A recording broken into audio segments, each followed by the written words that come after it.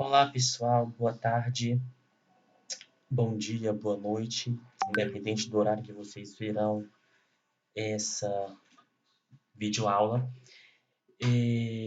Essa videoaula é a revisão para a prova da próxima semana, tá ok?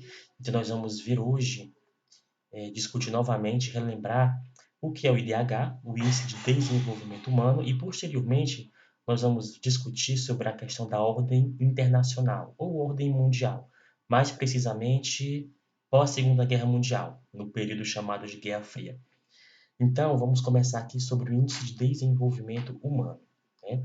Então, IDH, essa sigla significa Índice de Desenvolvimento Humano, e é uma medida de desenvolvimento de um país, né? O IDH ele avalia os aspectos econômicos e também os aspectos sociais da população de um país.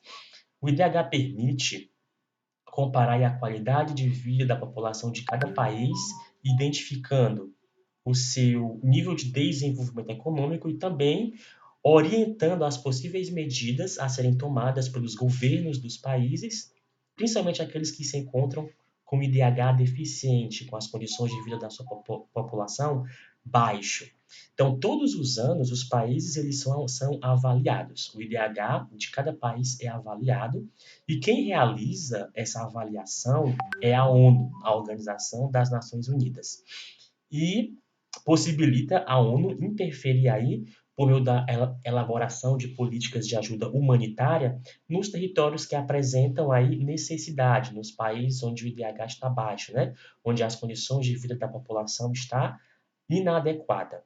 Então, segundo o PNUD Brasil, o PNUD Brasil é o Programa das Nações Unidas para o Desenvolvimento Humano, o IDH não deve ser considerado como um medidor de felicidade ou o indicador do melhor lugar para se viver. O IDH é uma medida de avaliação das condições de vida da população de um país. Quem foi que criou, né, o Índice de Desenvolvimento Humano? O IDH foi criado em 1990 por dois economistas, um paquistanês e outro indiano. E por essa criação, eles ganharam aí o Nobel de Economia no ano de 98. O PNUD, né, que é o órgão da ONU que visa promover o desenvolvimento dos países e acabar com a pobreza, utiliza esse índice, o IDH, como medida comparativa para avaliar os países membros da própria ONU. Então, a própria organização avalia aí as condições de vida, né, as condições sociais da população dos seus países membros. Então, atualmente, né, hoje, um dos principais indicadores do relatório para o desenvolvimento humano, né, o IDH é considerado como importante instrumento no progresso do desenvolvimento humano no mundo. O que é levado em consideração no cálculo do IDH, né, do Índice de Desenvolvimento Humano? O desenvolvimento de um país está associado geralmente ao seu crescimento econômico e pelo PIB, o Produto Interno Bruto, né, que é a soma de todos os bens e serviços que um país produz num determinado período, que é geralmente de um ano. E o IDH leva-se em consideração aspectos que são relacionados à qualidade de vida. Então, a economia de um país é avaliada pelo PIB, pelo Produto Interno Bruto. O IDH avalia as condições sociais da população, certo? E o que é avaliado aí no IDH? A educação refere-se ao nível de conhecimento da população, né? O que é observado na educação? As taxas de alfabetização, de escolarização, né? O grau de instrução, que se refere à média de anos de estudos de um adulto, e a expectativa de anos escolares para cada criança. Então, tudo isso é avaliado no quesito educação para se avaliar o PIB de um país. Na saúde, o que é avaliado? A qualidade de vida. Né? O que é observado? A expectativa de vida ou esperança de vida ao nascer, o número de mortes precoces, né, condicionadas ao acesso à saúde, tratamentos, medicamentos, vacinas, certo? Causas da mortalidade infantil e também a violência. Todos esses critérios são analisados dentro do quesito saúde, ok? E também a renda, né? Que refere-se à possibilidade de um nível de vida com dignidade. Ou seja, para ficar mais claro, avalia-se aí a questão salarial da população, né? Se é um salário adequado para poder se manter ou se não, ok? Então, educação, saúde e renda é avaliado aí na, na avaliação do PIB do país, né? E como esse IDH, como esse índice ele é calculado quando se avalia educação, saúde e a renda da população do país? Como nós vimos, o cálculo do IDH é realizado anualmente pela ONU e considera-se, né, a renda, a saúde e a educação, certo? Tendo cada dimensão o mesmo peso no cálculo a ser realizado. Então, para cada um deles é criado um índice que seleciona aí os valores mínimo e máximo. E esses valores é 0 e 1, a fim de chegar-se a uma média, tá bom? Quanto mais próximo de zero o resultado, pior é a qualidade de vida da população do país. Ou seja, há deficiências nas três áreas avaliadas: saúde, educação ou renda. E quanto mais próximo de um, melhor é a qualidade de vida da população, né, do país, mostrando que as políticas públicas aí propostas pelos seus governos, certo? Bem como a economia, vão bem. E o IDH é classificado em baixo, médio, alto e muito alto. Então, aqui vamos analisar agora o IDH do nosso país, o Brasil. O IDH brasileiro, segundo o ranking apresentado pela ONU em 2018, é de 0,759. Com esse IDH, o Brasil está na 79ª colocação entre 189 países avaliados, né? Então, é um IDH alto, o do nosso país. Entre os países da América do Sul, o Brasil apresenta o quinto melhor IDH, mas é um IDH que está estagnado aí, né? Nos últimos 3 anos, evidenciando uma dificuldade tanto em questões econômicas quanto em questões sociais. No ano de 2018, o Brasil teve aí melhoras na área da saúde e da renda, e manteve-se aí estagnado, não cresceu nem diminuiu na área da educação. A média de anos de escolarização do brasileiro é de 7,8 e mantém-se essa mesma média desde 2016. E esse gráfico aí está mostrando a evolução do IDH do Brasil desde 1990 até o ano de 2019. Então, nós vemos uma evolução, beleza, até 2014, né? E de lá o crescimento é bem pouco. De 2014 para cá, a evolução do IDH no Brasil é bem pouco, né? Ou seja, tem que ter muitas melhorias aí para melhorar a situação do país, né? Então, a média de anos escolares esperada aí para um adulto no Brasil é de 15,4 anos. Em 2016, a expectativa de vida no Brasil, da nossa população, era de 75,5 anos de vida, passando para 75,7 em 2018, o que representa uma melhoria nas políticas públicas voltadas à saúde, mesmo com um crescimento bem pequeno na expectativa de vida. Além do índice de desenvolvimento humano do país, no Brasil há também o IDHM, que é o Índice de Desenvolvimento Humano Municipal. Analisa aí nos municípios as mesmas dimensões que são analisadas no IDH normal, né?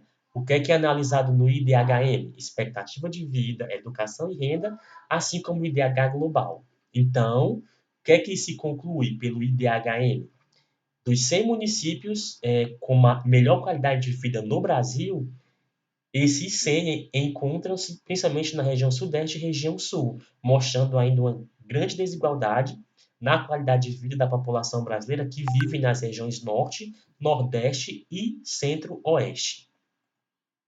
Aqui temos o mapa mundi, né, com a classificação dos países em relação ao IDH, ok? Então aqui nós temos, né, a classificação entre 0 e 1 muito alto, entre 0 e 1 alto, entre 0 e 1 médio, entre 0 e 1 baixo, certo? Então o Brasil se encontra nesse mapa em 73º lugar na classificação do IDH, com IDH quase 0,700. Então, o Brasil se encaixa aqui, né? IDH alto, certo? E se você for analisar esse mapa, aqui nessa tabela estão os 10 maiores IDH, os 10 melhores, né? Países desenvolvidos aí, e os 10 piores IDHs do mundo. E se você for analisar, a maioria deles se encontram aqui no continente africano, né? Mostrando aí as condições de vida da população dos países africanos, que nós sabemos que são bem difíceis. E no IDH mundial, né? O IDH mundial é liderado aí por países com alto desenvolvimento humano, certo? Então, nessa tabelinha aqui, nós temos, né, os maiores IDHs. Então, são países que se encontram a maioria deles na Europa, né, no continente europeu, certo? E os 10 piores, os 10 mais baixos IDHs, né? A maioria desses países se concentram na África, mas também aí tem países localizados na Oceania e na Ásia. Agora nós vamos passar, pessoal, para o nosso segundo assunto da nossa segunda aula, que é sobre a ordem internacional. Tá ok? Pronto. A Guerra Fria teve início, né? Aí no mundo pós-Segunda Guerra Mundial. E esse momento histórico durou de 1945 a 1990. É caracterizado aí pela disputa, né, pelo conflito político e ideológico entre Estados Unidos e União Soviética. Os Estados Unidos liderando o chamado bloco capitalista e a União Soviética o bloco socialista. Então, como era o relacionamento desses países, né, desses dois países que levou ao mundo bipolar, certo? Então, durante a Segunda Guerra Mundial, os Estados Unidos e a União Soviética eram aliados, né, na luta contra os países do eixo, a Alemanha, Itália e Japão, durante a Segunda Guerra Mundial. Em 1939, a União Soviética e a Alemanha assinaram um pacto, o Pacto Germano-Soviético, né, como se encontra aí, onde os presidentes da Rússia, da União Soviética e da Alemanha, né, Stalin e Hitler, firmaram um pacto de não agressão. Em 1941, Hitler ele quebra esse pacto e invade a União Soviética, rompendo aí com o pacto germano-soviético, né? Com a quebra desse pacto, os soviéticos e alemães se tornam inimigos, né? E o exército da União Soviética passa a lutar com o exército de Hitler em direção à Alemanha, certo? Então aqui está os dois grupos opostos durante a Segunda Guerra Mundial, né? Os países aliados, compostos aí por China, Estados Unidos, o Reino Unido e a França, e os países do eixo, né? Formado aí pela Alemanha, a Itália e o Japão. Em dezembro de 1941, e os Estados Unidos entram na Segunda Guerra, né, como membro das forças aliadas. E em 1942, quem entra é a União Soviética, pelo fato de Hitler ter rompido o pacto de não agressão e ter invadido o território soviético, né? Então, Estados Unidos e União Soviética passam a lutar juntos contra os países do eixo, contra a Alemanha, contra a Itália e contra o Japão, na Segunda Guerra Mundial, onde o palco era a Europa. Pois bem, o relacionamento dos dois países, Estados Unidos e União Soviética, durante a Segunda Guerra Mundial, né, se deu por esse fato de se tornarem aliados aí. Então, em fevereiro de 1945, ainda com o andamento da guerra, Stalin, que era o líder da União Soviética, Churchill, primeiro-ministro da Inglaterra, e Roosevelt, presidente dos Estados Unidos, eles se reúnem para planejar o que aconteceria quando a guerra terminasse. Então, o que foi discutido nessa reunião? A criação da ONU, a divisão da Alemanha em 4 zonas, né? Uma ocupada pela União Soviética, uma pelos Estados Unidos, outra região ocupada pela França e outra pelo Reino Unido. A permissão de eleições livres nos países da Europa Ocidental.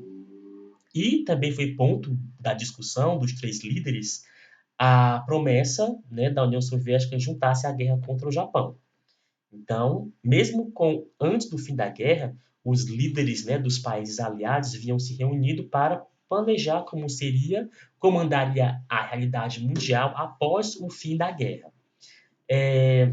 Vamos ver agora algumas características do pós-Segunda Guerra, né? Do mundo bipolar, também chamado aí de Guerra Fria. Então, a principal característica foi aí o enfrentamento político, estratégico e ideológico entre os Estados Unidos e a União Soviética. Um enfrentamento que se espalhou pelo mundo. Esse momento recebe o nome de Guerra Fria pelo fato de nunca ter tido uma guerra de frente, uma guerra direta entre Estados Unidos e União Soviética. Mas foi uma época em que houve muita tensão e alguns conflitos ao redor do mundo. Conflitos como a Guerra da Coreia, a Guerra do Vietnã, a Revolução Cubana, onde tanto Estados Unidos e União Soviética se posicionavam de um lado, né, interferindo nos conflitos que ocorreram nesses países. Então aqui tem algumas estratégias, né, da Guerra Fria adotada pelas duas superpotências. Então quais foram as estratégias? Provocação, né? Isso era muito utilizado por meio de discursos, de propaganda, espionagem, né? Os Estados Unidos aí tinha a CIA e a União Soviética a KGB, que eram agências de espionagem, de investigação, né? Para se infiltrar e descobrir os planos, né? Das superpotências. Ajuda a outros governos, né? Foi nesse contexto que os Estados Unidos por meio do Plano Marshall, emprestou dinheiro para os países europeus se reconstruírem, países que haviam sido destruídos na Segunda Guerra. Também foi nesse contexto em que Estados Unidos e União Soviética se interferiram em conflitos, né, como a Guerra da Coreia, a Guerra do Vietnã e também a Revolução Cubana. Alianças, né, nós vimos alianças militares como a OTAN, aí do bloco capitalista, e o Pacto de Varsóvia, do bloco socialista. As duas superpotências investiam muito em propaganda mesmo, né, a mídia para poder exaltar os seus dois sistemas políticos e guerra utilizando-se de outro país. Né? Eu já citei aí que os Estados Unidos e a União Soviética participaram de vários conflitos ao redor do mundo na época da Guerra Fria, mas nunca se enfrentaram em uma guerra de frente. Então, quais eram os objetivos, né, desse momento histórico da Guerra Fria? Promover a abertura de mercados para prevenir outra depressão. Então, tanto os Estados Unidos como a União Soviética, eles buscavam áreas de influência. Conquistar países para o seu lado, né, para o seu lado ideológico, ou capitalismo ou socialismo.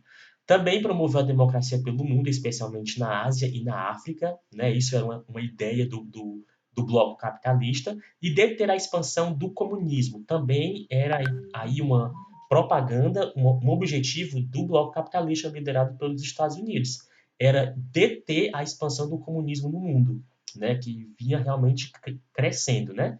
Nesse período, certo? Então, olha,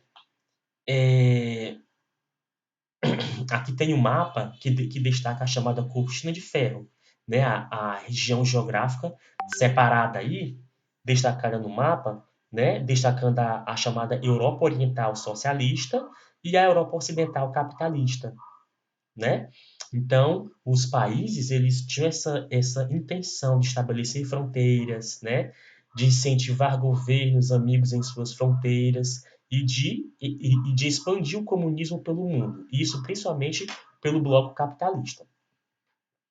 Então, dentro do contexto da Guerra Fria, nós temos aí a doutrina Truman, né? Harry S. Truman, ele era presidente dos Estados Unidos na época da Segunda Guerra Mundial, e ele criou essa política, né? Batizou com seu próprio nome, doutrina Truman, e o objetivo dessa política era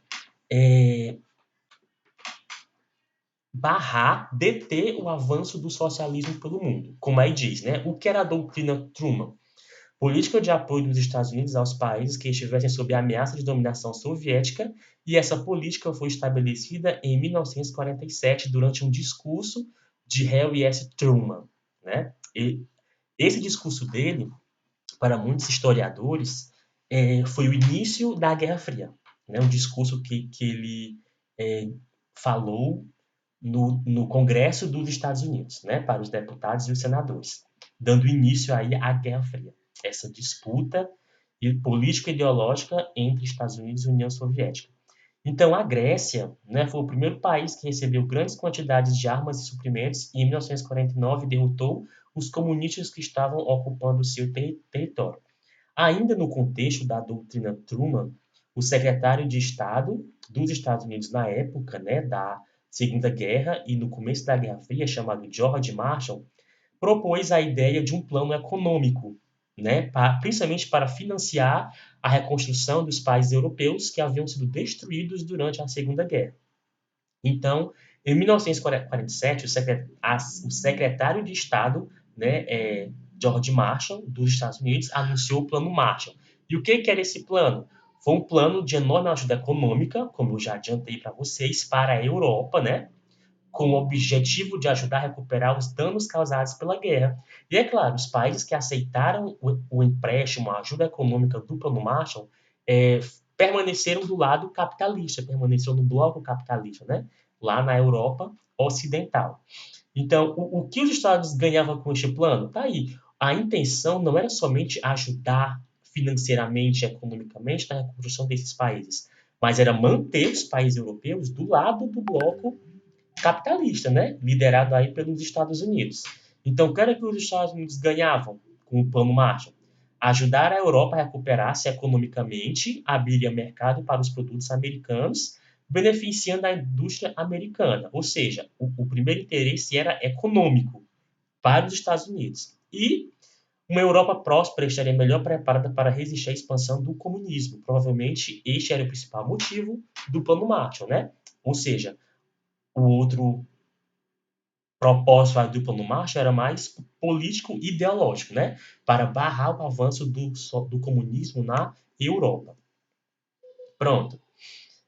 A União Soviética também deu resposta ao Plano Marshall, né? Criou aí o Comecon, né? Cominform e o Comecon foram reações da União Soviética ao Plano Marshall, tá bom? Então, o Cominform era uma organização de origem soviética fundada em setembro de 1947 para congregar partidos comunistas europeus, ok? E a imposição de um partido único, né? Governo só de comunistas chamado de Democracia Popular. E o Comecon, né, como tem aí, foi fundado em 1949 e visava a integração econômica das nações do leste europeu, ou seja, os países que estavam aí sobre o regime socialista, né, o regime comunista. Então, o Comecon foi também um plano de ajuda econômica a esses países do leste europeu, né, que estavam aí sobre orientação político-partidária socialista, né, sobre o controle da União Soviética. Os dois blocos criaram aí seus planos de ajuda econômica e também criaram as suas alianças militares, né? O bloco capitalista, liderado pelos Estados Unidos, criou a OTAN, a Organização do Tratado do Atlântico Norte, foi fundada em 1949, né? E o objetivo da OTAN era coordenar a defesa mútua dos países membros em resposta a um ataque por qualquer outra entidade externa à organização. Resumindo, o objetivo da OTAN era aí proteger os países membros da ameaça de um país socialista, tá certo? E, em resposta à OTAN, a União Soviética cria o Pacto de Varsóvia, que foi criado em 1955, também uma aliança militar do bloco socialista, e o objetivo era coordenar a defesa mútua em caso de agressões militares, visando o leste europeu. Com o fim da União Soviética, em 1991, o Pacto de Varsóvia também tem fim, né? Então não se mantém. Outra característica da Guerra Fria foi aí a corrida armamentista, né? Então, a primeira bomba atômica, em 1945, passou a ser conhecida devido ao lançamento dela sobre o Japão, né, por ordem do governo dos Estados Unidos. E a primeira bomba de hidrogênio, né, 1000 vezes mais potente que a bomba atômica que foi lançada sobre o Japão, certo? E a União Soviética, né, criou a sua bomba atômica em 1949 e a sua bomba de hidrogênio, que é mais potente que a atômica, em 1953. Então, nós percebemos, né, uma característica da Guerra Fria foi aí uma superpotência querendo ficar à frente à outra em relação ao poderio militar, né? As potências passaram a acumular arsenais nucleares cada vez maiores e mais destruidores. Outra característica da Guerra Fria foi a corrida espacial, certo? Então, John Kennedy, presidente dos Estados Unidos, né, fez aí um pronunciamento convocando os Estados Unidos para enviar um homem à Lua e trazê-los de volta a salvo até o fim da década, certo? Na década de 60, né? E então a Apollo 11, né, a missão foi enviada à Lua em 69. E aí uma imagem muito famosa. Mas o primeiro país a lançar um ser humano, um ser vivo no espaço foi a União Soviética, que foi um cachorrinho, uma cachorrinha. Depois, ela enviou o homem, né? O astronauta Yuri Gagarin, certo? Fez um voo aí orbital em torno da Terra em 1961. Então, quem saiu na frente na corrida espacial foi a União Soviética. Os Estados Unidos, não querendo ficar para trás, né? O ápice foi o envio do homem à Lua pelos Estados Unidos, né? Então, aí são momentos que mostram a disputa da corrida espacial entre União Soviética e Estados Unidos, né? Então era dessa forma que estavam ocorrendo as relações, né, de disputa e poder durante a Guerra Fria, ou mundo bipolar, certo? Então, uma característica marcante, pessoal, também da Guerra Fria é a questão da construção do Muro de Berlim e da divisão da Alemanha, né? Então, em 1948, as três zonas unidas que controlavam a Alemanha Ocidental prosperavam devido ao Plano Marshall, né? Então, tinham trabalhadores qualificados, intelectuais, muitos jovens fugiam da Alemanha Oriental, que era socialista, para Berlim Ocidental. Então, o que foi que aconteceu? Para evitar essa fuga, né, de alemães da parte oriental para a parte ocidental de Berlim, a capital da Alemanha, a União Soviética decide levantar um muro, né, em 1961. Então, em 13 de agosto de 1961, uma barreira de arame farpado foi erguida entre Berlim Oriental e Ocidental. Em poucos dias, os trabalhadores cimentaram um bloco de concreto dividindo bairros e famílias, trabalhadores e empregadores. O cidadão livre foi reprimido, né? Então essa foi aí a condição de Berlim e da Alemanha durante grande parte da Guerra Fria. Ficou dividido, separado por esse muro, né? E o Muro de Berlim é um símbolo concreto dessa divisão do mundo na época da Guerra Fria, certo? Entre capitalismo e socialismo. Então, ao longo dos anos, o muro foi reconstruído 3 vezes, cada vez mais alto, mais forte, repressivo e inexpugnável, né? Intransponível.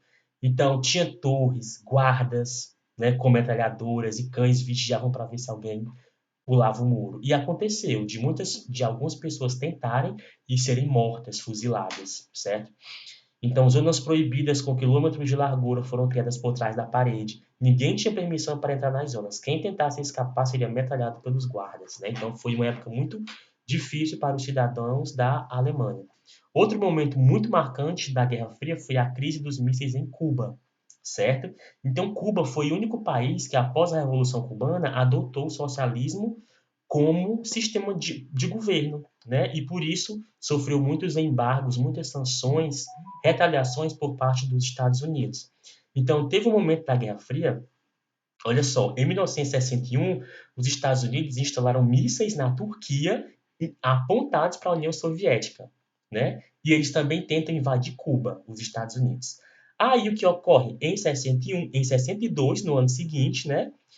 A União Soviética envia mísseis para serem instalados em Cuba. Os Estados Unidos descobrem, certo?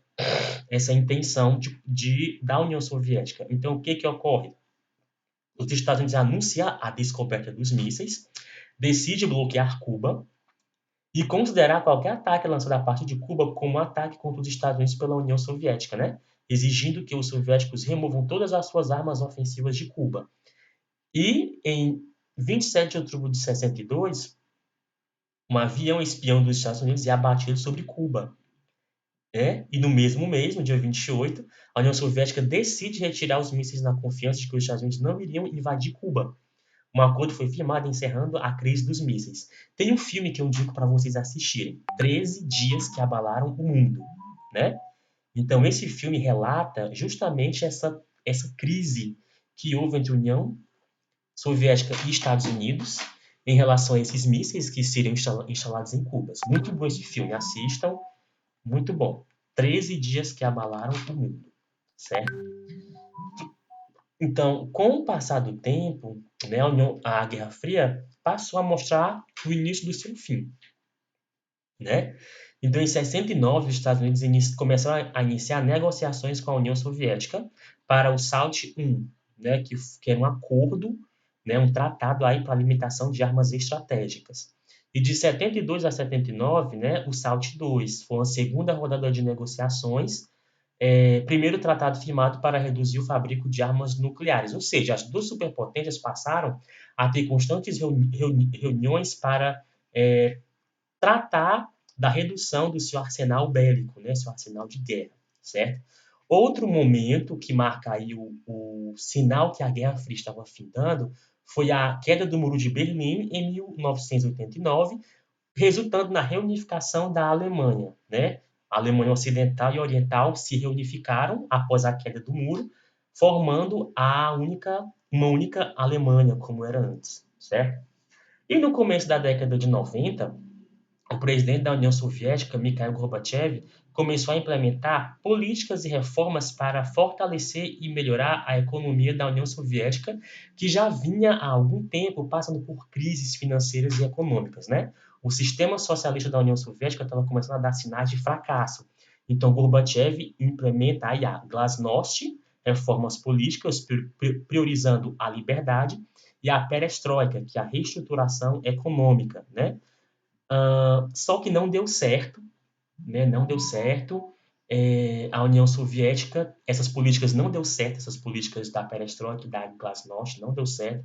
E em 1991 a União Soviética teve um fim, né?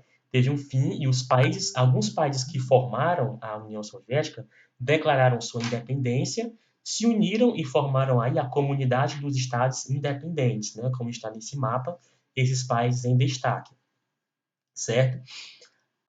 Sobre a ONU, né, que foi criada após a Segunda Guerra Mundial para manter a paz no mundo, né, essa organização ela tem esse objetivo, pessoal, né, de preservar a paz e a segurança no mundo, além de promover a cooperação internacional para resolver aí questões das mais variadas formas, questões econômicas, questões sociais, culturais e humanitárias.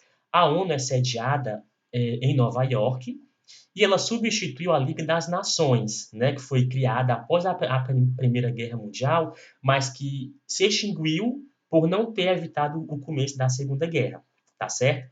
Então, atualmente, a ONU é formada por vários órgãos, e os mais importantes são a Assembleia Geral, né, esta sala de reuniões da Assembleia Geral, e o Conselho de Segurança, certo? Além de diversos outros órgãos, tá bom? Então, eu espero que vocês tenham compreendido, né, que vocês possam aí estudarem esse material e até a próxima videoaula.